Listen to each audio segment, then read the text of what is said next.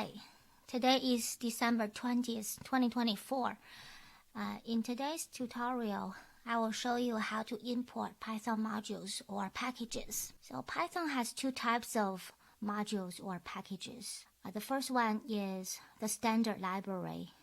This one provides a lot of useful tools for a wide range of tasks. And the second type is third-party tools and packages. So they offer more specialized functions. So let's see how to load modules. We have seen examples of loading modules using the import statement. And actually, this is the main statement that we can use to load modules. There are three ways to import modules: explicit import of a module, explicit import of module contents, implicit import of module contents. So you might wonder, what's the difference?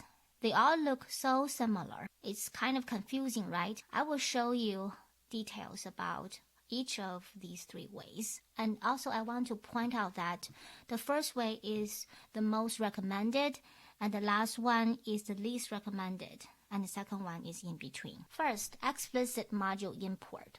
So this is the most commonly used one, and it preserves the module's content in the namespace, and the basic syntax is module.content. The content can be a function, a method, a constant, etc. Let's see one example. Suppose you want to import math module. You can just do this import math. And then you can use all of the functions and constants, etc. in the module using this dot syntax. So for example, if we want to calculate the cosine of pi, we can say math.cosine math.pi, parentheses, of course, and it's equal to -1. The syntax is very clear. You know exactly which function you are using and where the function is from. So it's very specific, very clear. And also, the constant pi is from the math module. That's why it's highly recommended to use this way to import a package. Sometimes module names could be very long, and if we use this explicit import, we have to refer to the module name each time we call a function or use a constant. So that motivates us to create a shorter alias for the namespace or the module. A basic pattern is import some module as an abbreviation of the module.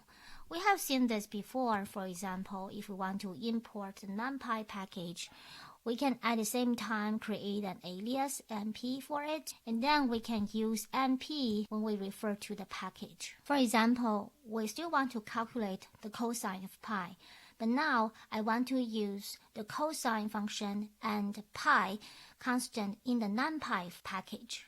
Then we can just do the following. So see, both the math module and the NumPy module have these two items, the cosine function and the constant pi. Then let's move on to the second way, explicit import of module content. Sometimes you want to import a specific set of items from a module. In this case, you can use the following pattern.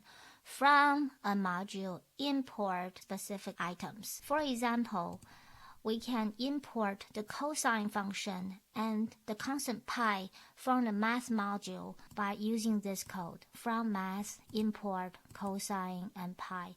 And you need to separate the items by comma. Then, if we use this way to import the package, we can directly use the function and the constant from the module. You see that the syntax is more concise because we don't need to refer to the math module again.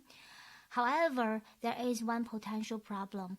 After we do this kind of importing, the cosine function and the constant pi from other packages will be overwritten. However, this case is not too bad because we know exactly which function and which constant from which package are overwriting the same name functions and constants. So this is in the middle. It's not the best, but it's not the worst. Now let's see the third way, implicit import of module contents.